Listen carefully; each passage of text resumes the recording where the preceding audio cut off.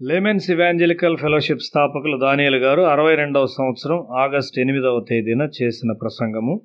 మొదటి సమూయేలు గ్రంథము 17వ అధ్యాయం 50వ వచనం.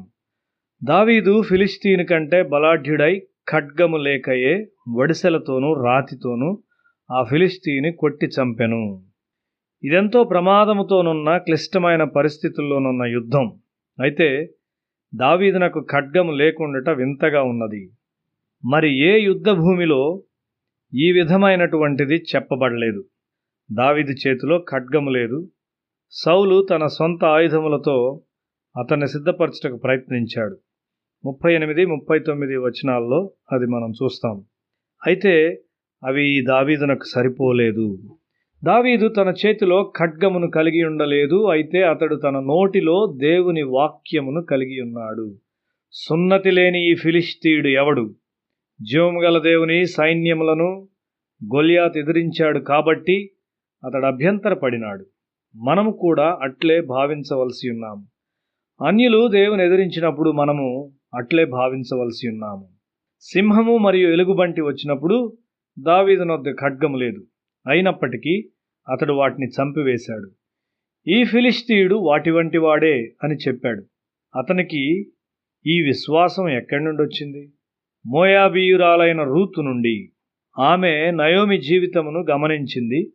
ఆమె తన ప్రజల యొద్దకు తిరిగి వెళ్ళమని చెప్పబడింది, కానీ ఆమె లేదు అని చెప్పింది.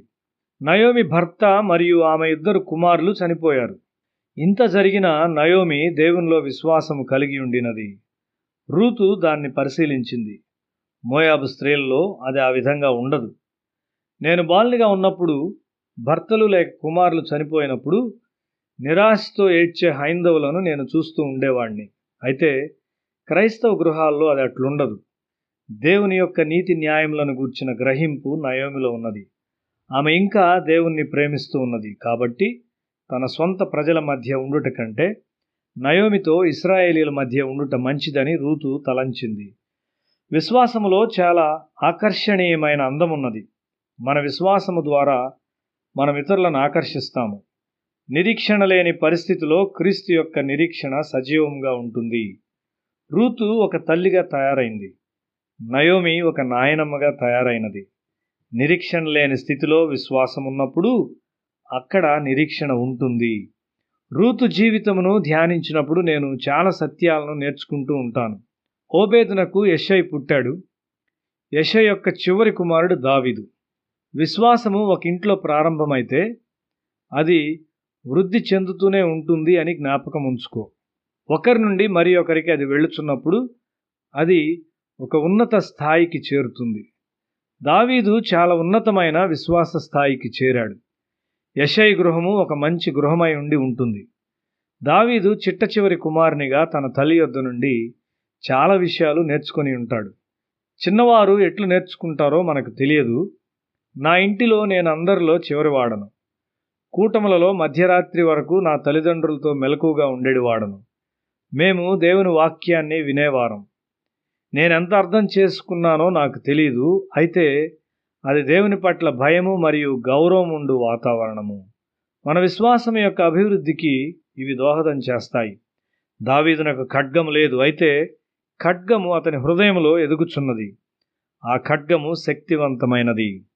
149వ కీర్తన 6-7 వచనాలు. కనిపించని ఆయుధాలున్నాయి. మనము పిల్లలకు దేవుని వాక్యాన్ని బోధించినప్పుడు మనం వారికి ఆయుధాలనిస్తాం. తల్లిదండ్రుల యొక్క పట్టుదల గల ప్రార్థన ఈ ఆయుధాలకు పదును పెడుతుంది. ఆ విధంగా అనారోగ్యకరమైన పొరుగువారి ప్రభావాన్ని మనం కట్టివేస్తాం. దేవుని భయము లేని దుష్టులైన ప్రజలు మన చుట్టూ ఉన్నారు. దేవుడు వారిని దూరపరుస్తాడు. కొన్నిసార్లు వారు మన గృహం యొక్క పవిత్రతను కలుషితం చేయగోరుతారు. అప్పుడు కనిపించినటువంటి ఆ ఆయుధాలు వారిని ఆదుకుంటాయి. ఒక క్రైస్తవ గృహం యొక్క పవిత్రతే దాని యొక్క ఐశ్వర్యము.